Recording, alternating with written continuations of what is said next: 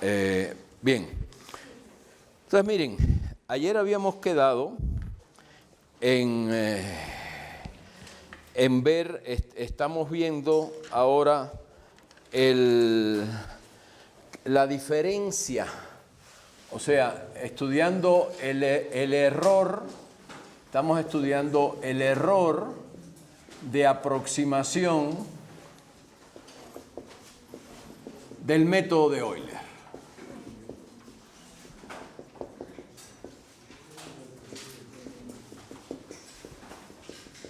Como método numérico para aproximar las soluciones de ecuaciones diferenciales, o sea, para aproximar la solución de este problema, de y de t igual a f en t, y en t, y que y en t0 sea igual a y sub 0. Ya habíamos dicho que para eso lo que se hacía era, se tomaba un intervalo, por ejemplo, de t sub 0, se tomaba un intervalo de t sub 0, voy a suponer t sub 0 mayor que 0, de t sub 0 hasta un t sub n, se dividía el intervalo en n partes iguales, cada una de estas partes tenía una longitud delta t, donde delta t es tn menos t0 dividido por n, tn es el instante final, la longitud del intervalo dividido por n, y construíamos una función que la vamos a denotar así, en en t, la e es de Euler, n porque dividí en n partes iguales, ¿bien?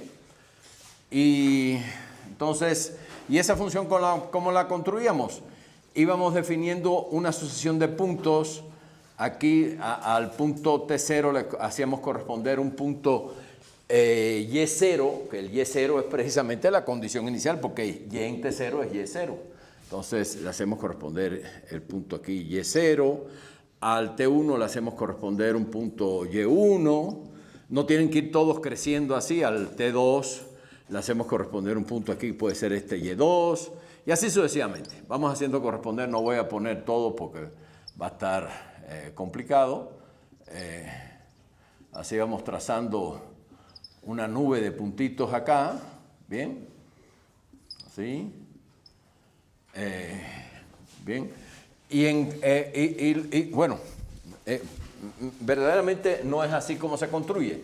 No se construye la nube primero, sino se va construyendo simultáneamente. O sea, una vez que doy este puntito, entonces trazo un segmento con pendiente f en t0 y e0, es la primera pendiente, y veo dónde termina, o sea, ¿a qué punto le corresponde el T1? ¿Está claro? Es lo que veo. O sea, ¿qué punto es este de aquí?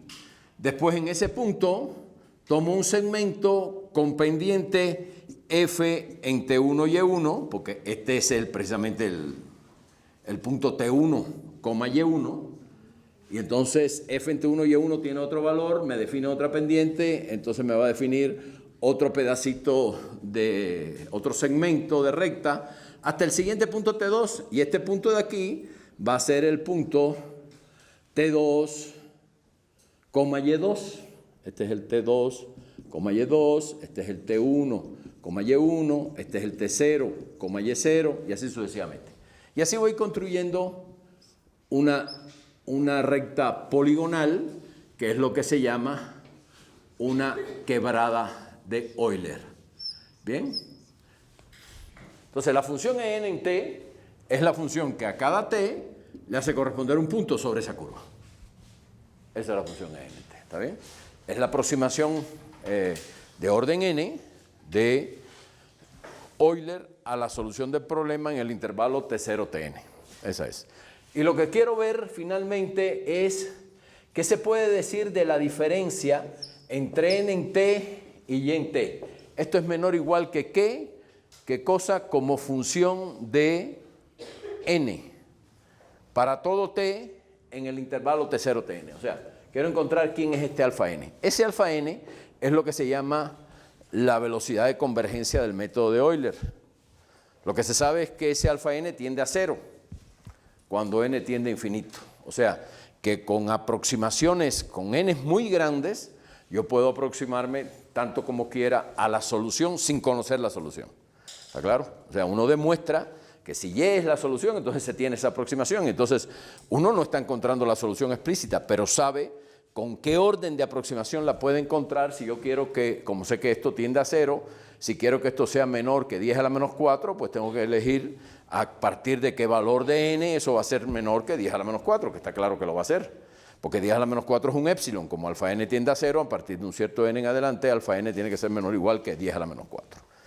Elijo ese valor de n y digo, tengo que hacer ese número n ¿cómo se llama? Tengo que dividir el intervalo en ese número n de partes, y para construir la aproximación tengo que hacer n iteraciones, porque yo tengo que partir del T0 y E0, construir el segmentito con pendiente f en T0 y E0, ver a qué punto Y1 llega, a qué altura Y1 llega, ahí construir el segmentito con pendiente f en T1 y Y1, o sea, es un proceso iterativo, hasta que construyo toda la curva. O sea, no es que yo de entrada puedo decir, aquí están todos los puntitos y los uno por un segmento. No. Tengo que ir construyendo cada segmentito secuencialmente. ¿Está claro? Es la forma de construir. No puedo decir al principio, desde un inicio, porque para construir uno necesito saber el anterior. Porque la fórmula para construir los y sub k es que yk más 1 es yk más f en tk, yk por delta t. O sea, el siguiente yk más 1, la altura yk más 1, que corresponde a un nodo de aquí, a un punto de estos, depende de la información en el punto anterior, o sea, de yk y el punto tk, o sea, la información anterior. ¿Está bien? El delta t, recuerden que este n menos t0 sobre n. Eso es lo que tengo. Entonces, quiere decir que es un proceso iterativo. Si el n me da muy grande, como habíamos dicho ayer, había un caso que había que tomar n igual a 3 trillones, pues entonces hay que hacer 3 trillones de operaciones para poder encontrar la aproximación. Y eso es demasiado para un programa de cómputo. ¿Está bien? Entonces, pero bueno, vamos a ver de qué orden es esa aproximación. Voy a dar la idea nada más para que se vea. Ya vimos ayer que empezamos primero tratando de acotar esta diferencia. Y en tk menos y sub k. Bien, entonces estamos estimando esa diferencia. Que eso no es esto, porque esto sería para todo t. Eso es nada más la diferencia entre el valor que tendría la solución en el punto tk, en un punto tk específico, y el valor que tiene la quebrada en el punto tk, que es yk. ¿Está claro? Esa es la diferencia. Después tenemos que ver cómo, a partir de conocer esa información en todos los Ks, en todos los tks, yo obtengo también la aproximación en cualquier otro punto intermedio. Esa es la otra cosa. Bien, entonces tengo esto. Y a esto es lo que se le llama E sub k, es el error késimo del método. A eso se le llama error késimo del método de Euler.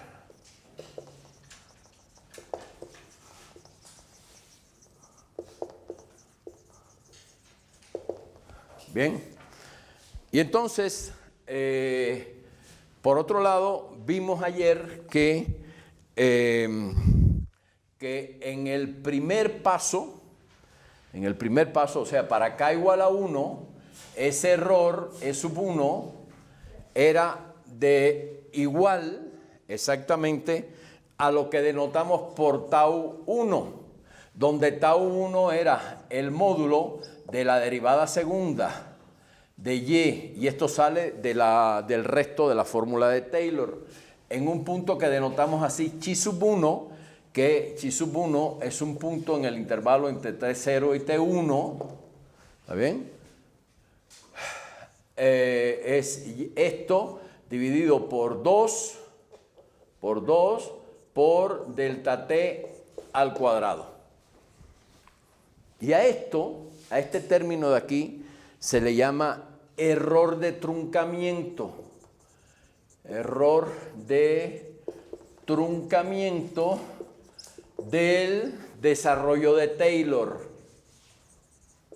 Ese es el error de truncamiento, para decirlo exactamente, del desarrollo de Taylor, de Y en T, o sea, de la solución exacta en el intervalo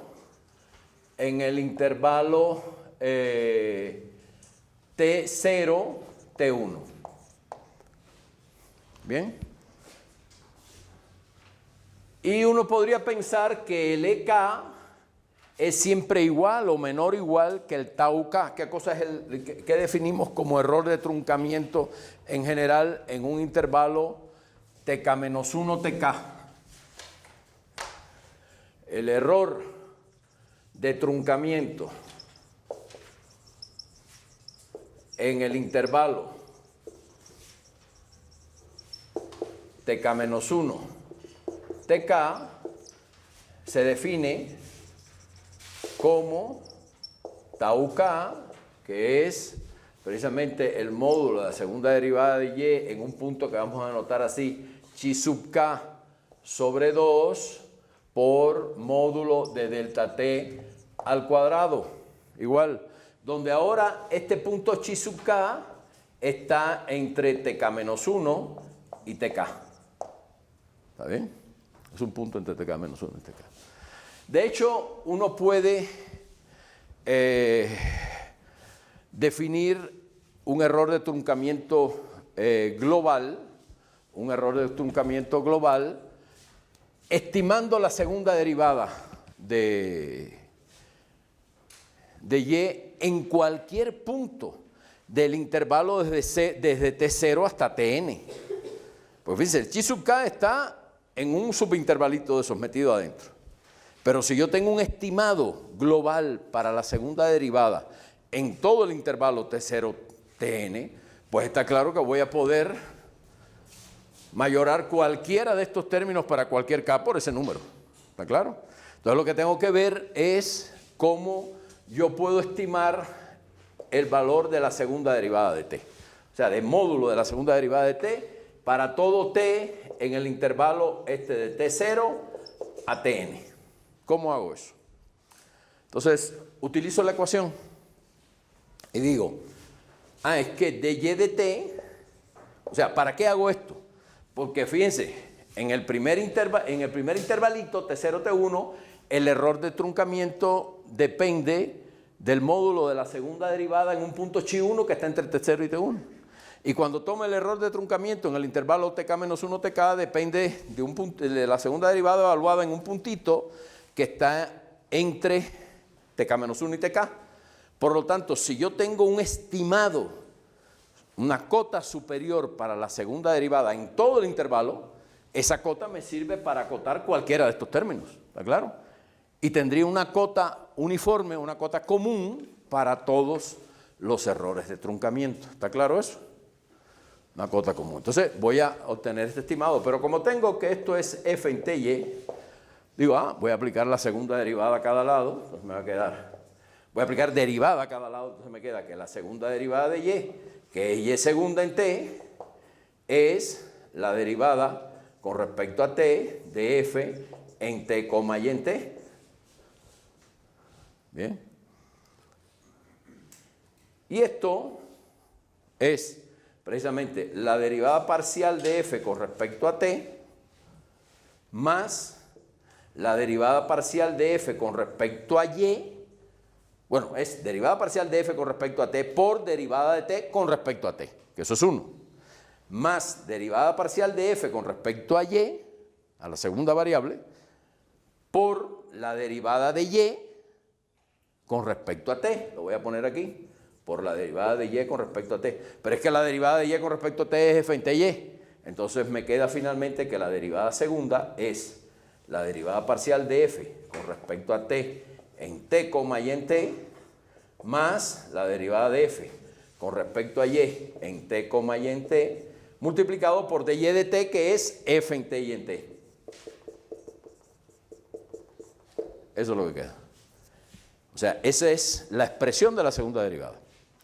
Por lo tanto, si yo quiero obtener un estimado global para la segunda derivada, digo, módulo de esto es igual a módulo de todo esto. Pero esto es una suma.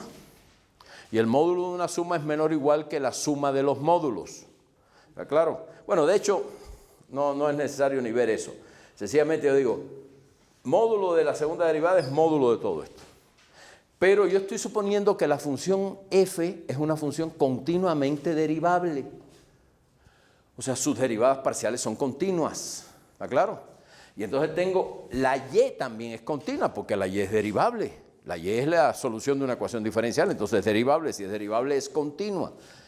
Y entonces, por lo tanto, la derivada parcial de f, que es una función continua, evaluada en t, y en t, es la composición de dos funciones continuas. Es la función derivada parcial de f compuesta con t, y en t, que es continua. Entonces, la composición de dos continuas es continua, por lo tanto, todo esto es una función continua de la variable t. De la misma forma, toda esta derivada parcial, ahora con respecto a y, también es continua. Entonces, todo esto es una función continua de la variable t. ¿Está bien? Y la f es una función continua de la variable t. ¿Está claro? Porque f en t, y es continua. Y si la evalúo en y en t, y igual a y en t, como y es continua, todo esto es una función continua. En resumen, esta es continua. Esta es continua con respecto a t, esta es continua con respecto a t. El producto de dos funciones continuas es continua, eso es un resultado del análisis. La suma de dos funciones continuas es continua, toda esa función es continua. Y una función continua definida sobre un intervalo cerrado y acotado, como es el intervalo T0, Tn, siempre alcanza en ese intervalo ¿qué? Su máximo y su mínimo. Por lo tanto, esta función está acotada por una constante que le voy a llamar así M1, ¿bien? Y que depende de n, porque el intervalo tiene una longitud que depende de n. ¿Está claro? T0, Tn. ¿Está bien? Entonces, eso está acotado para todo t en T0, Tn. Eso quiere decir que todos los tau k, que son módulo de la segunda derivada en algún y sub k del intervalo T0, Tn, sobre 2 van a ser menores o iguales que ¿quién? Que esta Mn1, ya es una constante que no depende de ningún punto en específico, dividido por 2 y multiplicado por delta t al cuadrado. Y ese es un estimado uniforme para todos los errores de truncamiento. ¿Está bien? Entonces, y ahora vean esto. Entonces, vamos ahora a ver quién es el error del método E2. Vamos a ver el caso E2, que sería tratar de estimar y en T2 menos y sub 2. ¿Está bien? Pero de nuevo ahora yo aplico, fíjense, estoy ahora en el intervalo, vamos a considerar y definida en el intervalo de T1 a T2. Voy a dibujar aquí nada más el intervalito ese. ¿Bien? Entonces, en ese intervalito de T1 a T2, por el teorema del valor medio, yo puedo decir que y en T2 es igual a y en T1 más la derivada de y en un punto intermedio, vamos a llamarle en un punto tau sub 1, es un punto intermedio, bueno, no así, perdón, más la derivada de y en T1 multiplicado por la longitud del intervalo que es T2 menos T1 y todo eso más el error de truncamiento de la fórmula de Taylor, que sería aquí más algo que es del orden segunda derivada de y en un chi sub 2 ahora, en un punto chi sub 2, multiplicado por delta t al cuadrado sobre 2, donde el chi sub 2 es un número que está entre t1 y t2. Eso es el desarrollo de Taylor hasta el primer orden de la derivada para la función y. ¿Está claro? Y y2, ¿quién era? y2 es y1 más f en t1 y1 por delta t. Entonces, restemos estas dos cosas. Al restar, lo que me queda, me queda y en t2, vamos a ponerlo un poquito más para acá, y en t2 menos y2 sería y en t1 menos y1, voy a ponerlo aquí así, y en t1 menos y1, más, y aquí ¿qué me quedaría? Me quedaría y' en t1 por t2 menos t1. ¿Está bien? Que t2 menos t1 es el delta t, voy a ponerlo aquí. ¿Está bien? Porque la distancia entre 2t sub k consecutivos siempre es delta t, voy a ponerlo así, delta t. Aquí me queda y' en t1, pero y' en t1, que es esto evaluado en t1, es f en t1, y en t1. Entonces, esto es más, o sea, voy a agrupar esto así, y ahora voy a tomar este y los voy a agrupar, los estoy restando. Entonces me queda y' en t1, que es f en t1, y t1, menos f en t y1, ¿está claro? Esto es f en t1, y en t1. Y esto es f en t, y1. ¿Está bien? Aquí es t1. F en t1, y1. ¿Bien? Este término es f en t1, y1, y aquí arriba es f en t1, y en t1, que es diferente de y1 en general. Y todo eso multiplicado por delta t. ¿Está bien? Y más este término que no se resta con nadie, se queda solito y queda y segunda en chi 2 por delta t al cuadrado sobre 2. Eso es lo que queda la diferencia. Y por lo tanto, ¿qué es lo que va a quedar?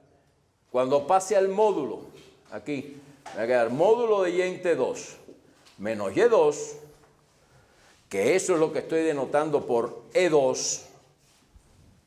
Bien, es el error del método en k igual a 2. Es menor o igual que ¿quién? Que el módulo de esto, más el módulo de esto, más, ¿está claro? Módulo de esto, más módulo de todo esto, más módulo de esto. O sea, es lo que se llama la desigualdad triangular para el módulo. El módulo de una suma es menor o igual que la suma de los módulos. ¿Bien? Entonces ahora me queda, el módulo de esto es E1 por definición. ¿Bien? Y el módulo de este es módulo de esta diferencia multiplicado por módulo de t. O sea, me queda más módulo de f en t y en t1 menos f en t1 y 1. Estoy haciendo todo esto para que vean cómo se utilizan todos estos resultados del cálculo para obtener estimados que son importantísimos en las aplicaciones, porque uno tiene que saber si paro la iteración en 15 iteraciones, ¿qué estoy obteniendo? A lo mejor lo que estoy obteniendo no me sirve para nada. Uno tiene que tener una idea de en cuántas iteraciones tiene que hacer para poder obtener algo que le sea útil, y para eso es importante tener estos estimados. Entonces le queda esto de aquí por delta t más este término, que sería módulo de y segunda por delta t al cuadrado sobre 2. Pero estos términos que son, que este sería el tau 2, es menor o igual, aquí ya lo vimos ya, esto no depende de k, que el mn1 sobre 2 por delta t al cuadrado. Bien, entonces aquí es mn1 sobre 2 por delta t al cuadrado. Y obtuve un estimado de este. Entonces llego a esta desigualdad. Y todavía puedo seguir más, porque fíjense, el f, ¿puedo borrar aquí de este lado? Bien, llego a esto, pero voy a obtener un estimado ahora para este término que queda aquí, que es f en t, y1 en t, menos, f en t1, perdón, y1 en t, menos f en t1, y1. Y aquí aplico igual la fórmula de Taylor.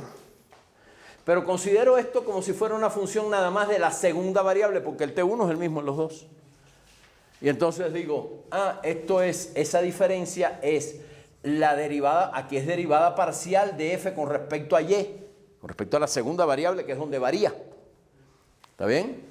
Evaluado en t1, y1, se ha evaluado en este, multiplicado por la diferencia de estos dos, o sea, por y1, aquí es t1, por y1 en t1 menos y1. ¿Está claro? Esto es el desarrollo de Taylor. O sea, imagínense que esto nada más que depende de esta segunda coordenada, porque la primera es la misma.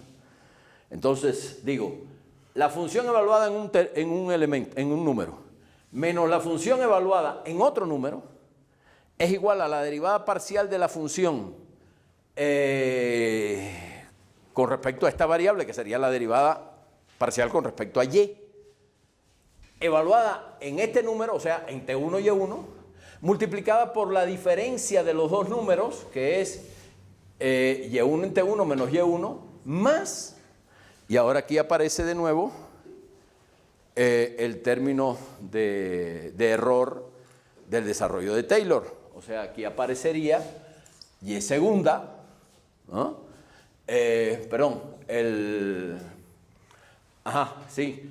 Aparecería un y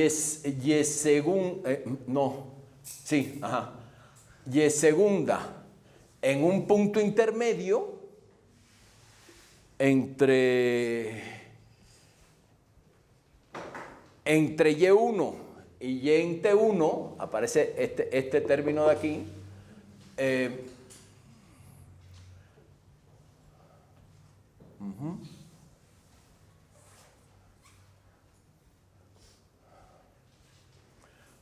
a ver, sí, me aparece el término del error de la fórmula de Taylor, que sería todo esto. Yo estoy considerando, es como si, fíjense, en esto aquí es como si yo considerara una función g que depende de y nada más, y que esa g dependiente de y es f en t1, y. ¿Está claro? Eso es lo que estoy haciendo. Y que esa g que depende de y la estoy evaluando en un punto que es y1 t1 menos un punto que es y1. Y esto por la fórmula de Taylor sería g' en y1 por la diferencia de las dos, que es y1 en t1, que es lo que estoy escribiendo ahí, menos y1, ¿no? Más la derivada segunda de g, evaluada en un punto intermedio, vamos a llamarle a ese punto como alfa sub 1, por ejemplo, un punto intermedio entre y1 t1 y y1, bien,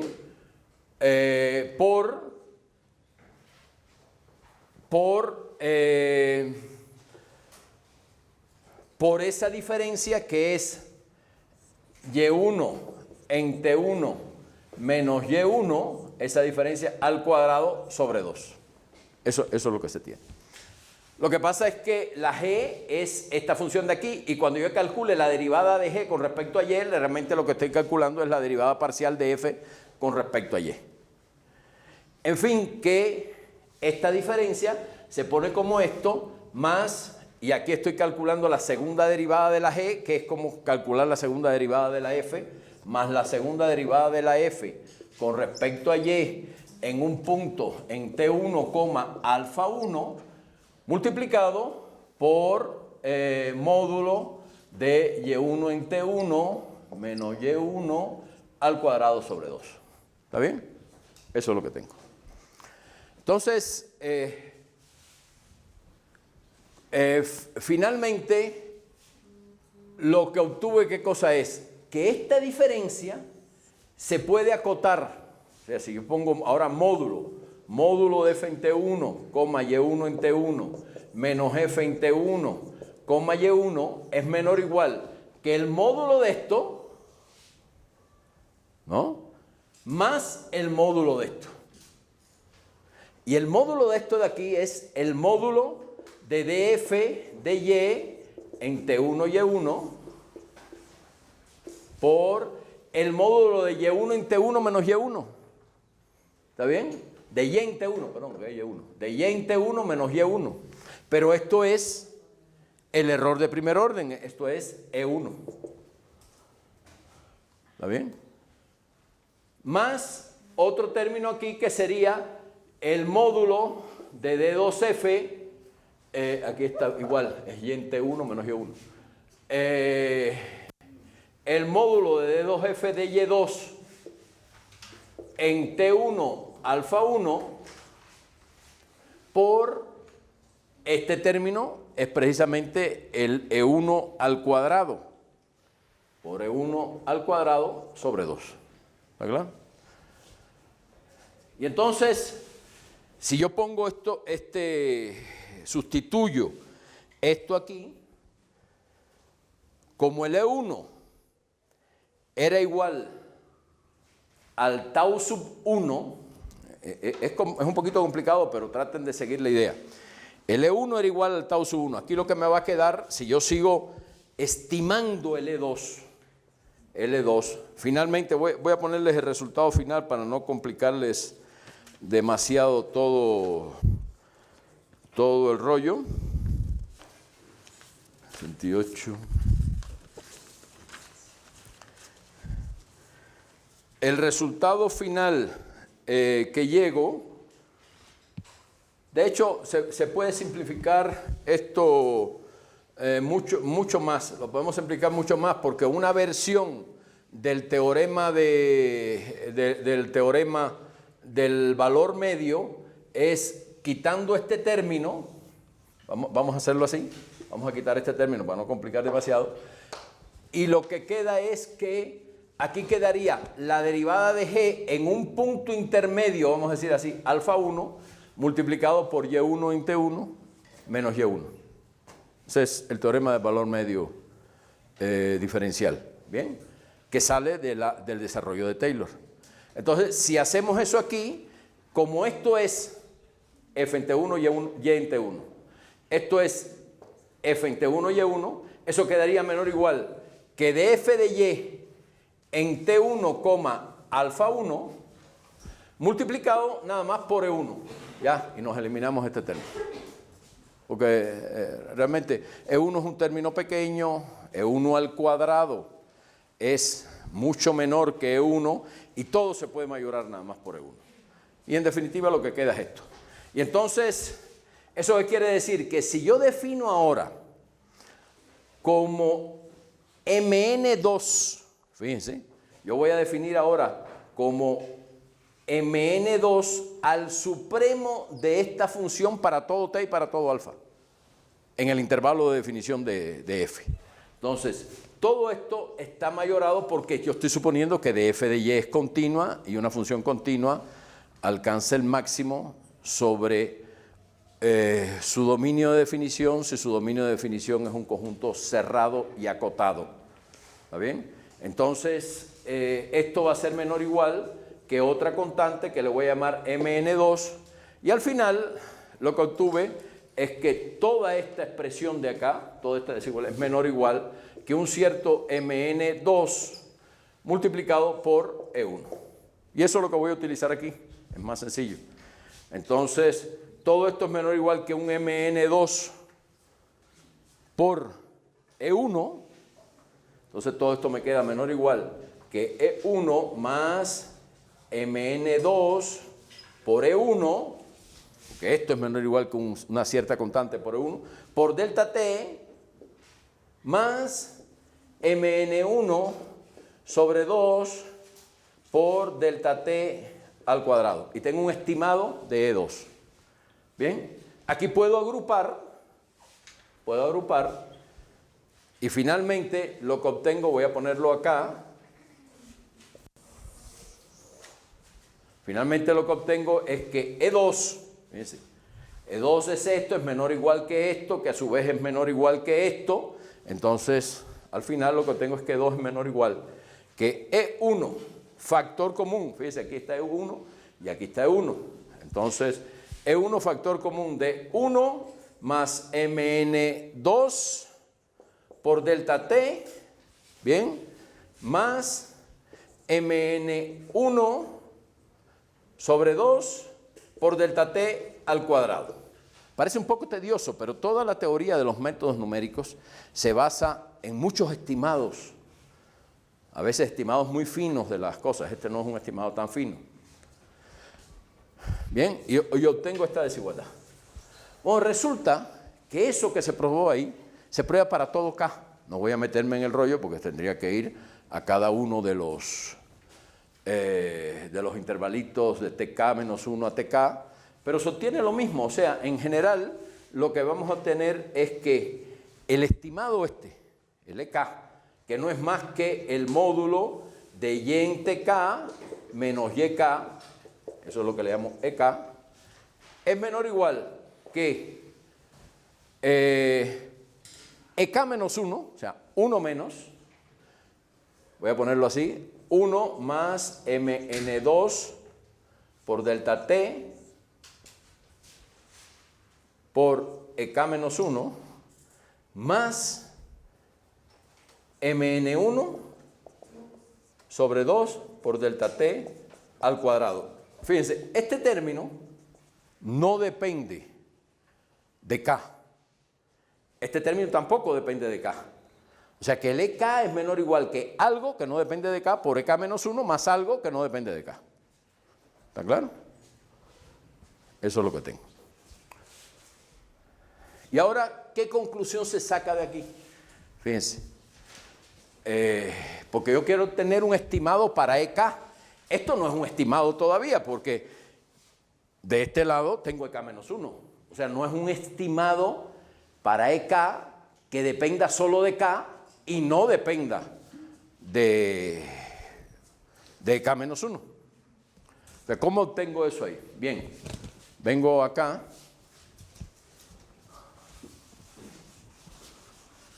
Quiero mostrarles esto. Esto que les estoy explicando es objeto de un curso de métodos numéricos de ecuaciones diferenciales. Entonces lo quiero explicar muy rápido para que tengan una idea, porque van a ver les van a mostrar en la práctica algunos resultados numéricos manejando software que lo que hacen de alguna manera es programar estas cosas. ¿Está claro? Pero para que tengan idea de qué se hace, no que lo vean así en el aire nada más. Aquí lo que se hace es lo siguiente: si yo tengo que K es menor o igual que esta constante 1 más Mn2 delta T por EK menos 1 más Mn1 delta T al cuadrado sobre 2. Para todo K. Lo que hago es que ahora le aplico eso a este. Digo, el EK menos 1 tiene que ser menor o igual que esta misma constante por EK menos 2 más esta constante. Y después el EK menos 2 es menor o igual que esta constante por EK menos 3 más esta constante. ¿Sí está claro? Y voy estimando cada uno de estos. Si este lo estimo ahora, fíjense lo que me va a dar.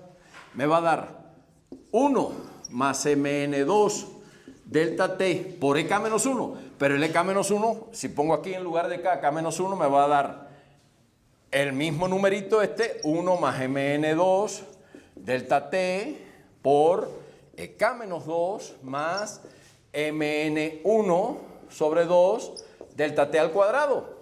Bien, aquí lo que metí dentro es el estimado de K menos 1, ahora en función de K menos 2. ¿Está claro? Y afuera todavía quedaría el Mn1 por delta T al cuadrado sobre 2. Bien, que está aquí adentro también. ¿Está claro? Entonces, ¿qué es lo que tengo?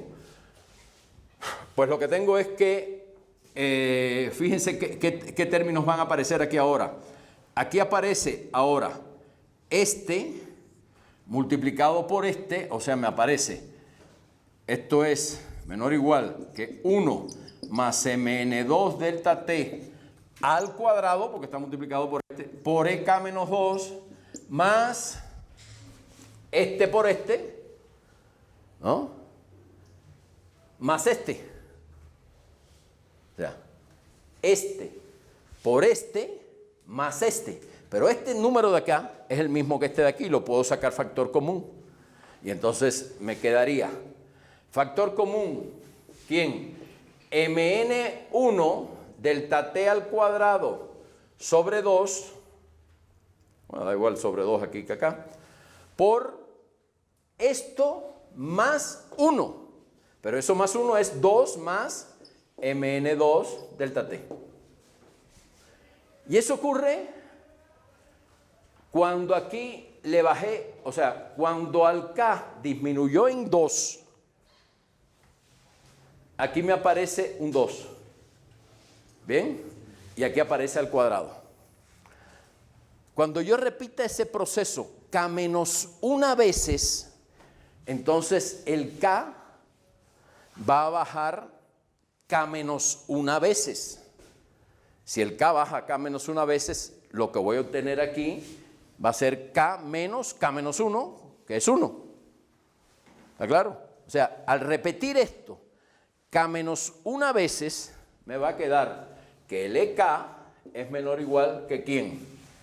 Que 1 más m2, 2 por delta t a la k menos 1. O sea, aquí lo hice una vez y me apareció el 2. Cuando lo haga k menos 1 veces me va a aparecer k menos 1 multiplicado por el E1, porque el EK2 menos 2 va a ir bajando. EK menos 3, EK menos 4, EK menos 5 hasta E1. ¿Está claro? Más, y aquí lo que va a aparecer va a ser k por más mn2 delta t por mn1 delta t al cuadrado sobre 2. ¿Bien?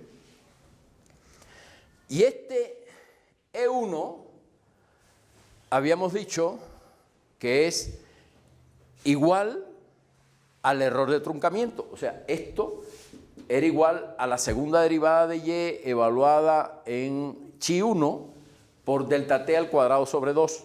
Este término de aquí. ¿Está bien?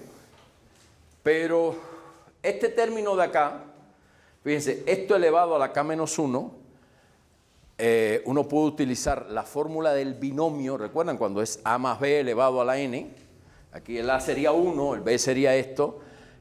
Eso se comporta como k menos 1 más algo pequeñito, porque lo que tiene ese algo pequeñito, ¿qué cosa va a ser? Fíjense, esto se comporta como 1, el primer término en este desarrollo. Fíjense, este desarrollo es sumatoria de combinaciones de k menos 1 elementos tomadas de 2 de p en p, desde p igual 0 hasta k menos 1, multiplicada por este término elevado a la k, que es m22 por a la k, a la p por delta t a la p. Esa es la fórmula del binomio. ¿Está claro? Para que vean todo lo que se usa, por eso quería que lo vieran. Por este a la p, por 1 elevado a la k menos 1 menos p, pero eso da 1 siempre. Entonces, todos estos términos de aquí se escriben como 1 más una suma de términos que son potencias de este multiplicado por algo. Pero esa suma de términos que son potencias multiplicado por algo se estiman ¿por quién? Todos se estiman por el primer término, porque el delta t es pequeñito. Entonces, delta t a la p siempre va a ser menor o igual que delta t. Por lo tanto, todos estos términos de aquí se estiman por algo, vamos a llamarle una constante c sub n, que multiplica a delta t. ¿Bien? Eso es lo que se obtiene para todo ese término. Eso es menor o igual que una cosa así de ese tipo. Bien. Y entonces todo esto queda así como 1 más Cn por delta t y aquí aparece este término, pero fíjense, esto es pequeño y este es k. Pero este k, recuerden que el delta t era algo dividido por n, la longitud de intervalo dividido por n. O sea que este k es menor o igual que el 1 sobre delta t. Y ese, para todo k, puedo decir que k es menor o igual que 1 sobre delta t. ¿Está claro? Porque delta t es del orden del inverso de n. Entonces 1 sobre delta t es del orden de n, que es mayor que k. Entonces este k es menor o igual que el inverso de 1 sobre delta t. O sea, todo esto, más esto, como esto es pequeño, se comporta como si fuera k. Y esto a su vez es menor o igual que 1 sobre delta t. Y si es menor o igual que 1 sobre delta t, se cancela un delta t aquí con este término y queda que todo este segundo término es menor o igual que una constante por delta t. ¿Está bien? Y todo este término que está aquí también se comporta como una constante, porque aquí está multiplicado por E1, todo este término también se comporta de esta forma, para otra constante. Luego, toda la diferencia EK se comporta como una constante, en general vamos a llamarle L sub n, multiplicado por delta t. O sea, para todo k, la diferencia entre el valor real de la solución en tk y el y sub k que da el método de Euler es del orden de delta t. Por eso se dice que el método de Euler es un método de orden 1, porque el paso del intervalo de discretización está elevado a la 1, a la potencia 1, en el estimado del error del método. Bien, de aquí se deduce que con otra constante diferente se obtiene, no lo voy a hacer en detalle, con otra constante diferente va a cumplirse que n en t menos y en t para todo t, no solo en los puntos t sub k, porque esto evaluado en t sub k es precisamente el EK. En todos los puntos es menor o igual que una cierta constante, vamos a llamarle mn, sin el 1, sin nada, multiplicado por delta t. Ese es el error del método. Entonces el orden del error no es bueno, es delta t elevado a la n, y ya vimos, delta t elevado a la 1, y ya vimos que eso implica que para tener una aproximación del orden 10 a la menos 4, pues tengo que hacer muchísimas iteraciones. ¿Está claro? Muchísimas iteraciones. Entonces, lo que se hace para corregir esto es lo que se llama el método de Euler modificado. Y se basa nada más en lo siguiente. Si el método de Euler era construir los YK con la relación esta, YK más 1 igual a YK más F en TK YK por delta T. Ahora lo que se hace, fíjense, y el F en TK YK ¿dónde está definido? Si este es TK menos 1, este es TK más 1, el F en TK YK es F evaluada en este punto. Ahora lo que se va a hacer en el método es considerar, en lugar de solo F evaluado aquí, se considera F evaluado también en este punto. Bien, consideramos F evaluado en TKYK y F evaluado en TK más 1, YK más 1. Esta altura es YK más 1. Entonces, lo que se hace es que se considera YK más 1 igual a YK más. En lugar de considerar una sola pendiente, se toma el promedio entre dos pendientes en los dos extremos del intervalo, porque aquí están tomando nada más la pendiente en el extremo inferior del intervalo, se toma el promedio. Entonces se toma f en tk yk más f en tk más 1, yk más 1 dividido por 2 por delta t. El problema que tiene esto es que estoy expresando la yk más 1 en función de yk más 1. Y eso no tiene sentido. Y entonces lo que se hace es que se hace una interpretación de qué cosa es esto. Y fíjense, es lo último que les digo para que vean. Miren, voy a formar este triangulito. En este triangulito, esto que está acá, es una recta que tiene pendiente, la pendiente es la tangente de este ángulo, igual a f en tk yk. Es la pendiente de este segmento. Entonces eso quiere decir que la tangente de este ángulo, la tangente de teta, que es f en tk yk, es igual a cateto opuesto dividido por cateto adyacente. Pero el cateto opuesto, ¿qué cosa es? Es el valor, es esta diferencia de acá. ¿Está bien? Y esa diferencia de acá, ¿qué cosa es? Esto es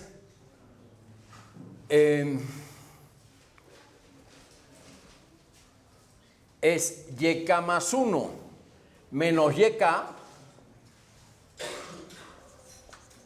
¿está bien? Dividido entre esto de aquí, que es esta altura, es esta diferencia de aquí, que es tk más 1 menos tk. ¿Está claro? tk más 1 menos tk. Utilizando esta relación, utilizando esa relación, que esto es delta t también, esto es delta t, utilizando esa relación se puede sustituir esta expresión por una expresión que no dependa de yk más 1. Esa expresión es esta que les voy a poner aquí ahora, y ya con eso termino completamente.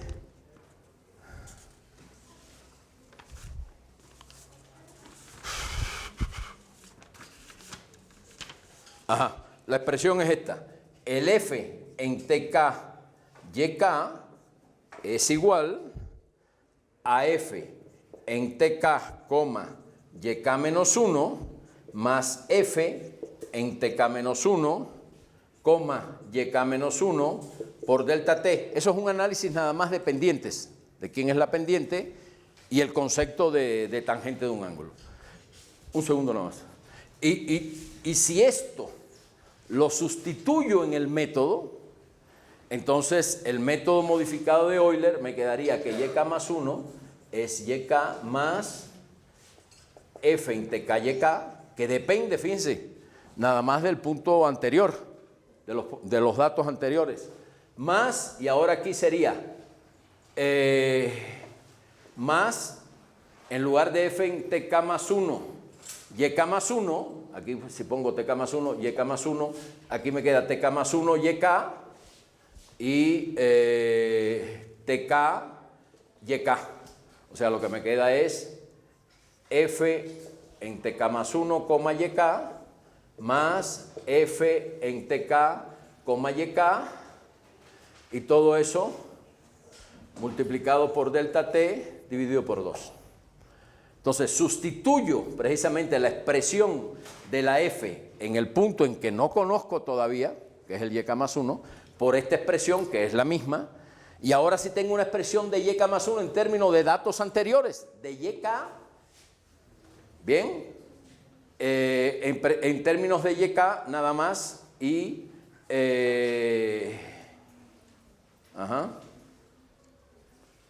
exactamente.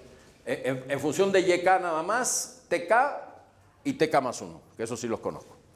Bien, entonces resulta que haciendo eso es lo interesante de la teoría.